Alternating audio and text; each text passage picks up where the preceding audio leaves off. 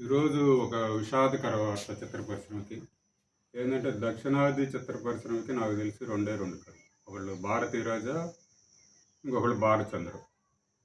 ఇద్దరూ కాలం చేశారు. ఇద్దరు వాళ్ళ వయసు అయింది కాబట్టి ఇంకా సరిపోయారు. ఇద్దరు పోవడం చాలా విషాదకరం. ఎందుకంటే వాళ్ళు తీసే అద్భుతమైన చిత్రాలు నాకు తెలిసి ఎవరు తీయలేదు, తీయలేరు గూడా.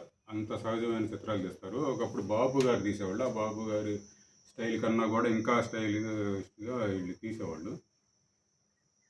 వ బాలచంద్ 'భారతీరాజా' లేడు అంటాం గాన సహజ చిత్రీకరణ ఆగిపోయింది. చిత్ర పరిశ్రమ సహజ చిత్రీకరణ ఆగిపోయింది అనే మాట అనటం ఇంకా కరెక్టు. సరే ఈయన చాలా అద్భుతమైన చిత్రాలు తీశాడండి. ఇతను 'సీతాకోకచిలుక', 'ఎర్ర గులాబీలు', 'మదల్ మర్యాద' దాన్ని తెలుగులో 'ఆత్మబంధువుగా' తీశారు. 'ఆత్మబంధువుకి' ఒక మంచి పద్మశ్రీ అవార్డు వచ్చింది. 'సీతాకోకచిలుక' ఇప్పటికీ చూస్తున్నా అందులో పాటలు గానీ, ప్రతి సన్నివేశం గానీ చాలా అద్భుతంగా ఉంటాయి. మనం ఇంక సినిమా చూస్తుంటే వదిలిపెట్టి వెళ్ళలేము. అంత బాగుంటుంది ఆ చిత్రీకరణ. దానికి కూడా మన తెలుగులో ఉత్తమ ప్రాంతీయ చిత్రంగా అవార్డు వచ్చింది. సరే ఇప్పుడు దానికి సంబంధించి మనం కొద్దిగా విషాద వార్త ఆయన మళ్ళీ రాడు కాబట్టి అతన్ని మనం ఇప్పటిదాకా మనం ఎంజాయ్ చేసాం.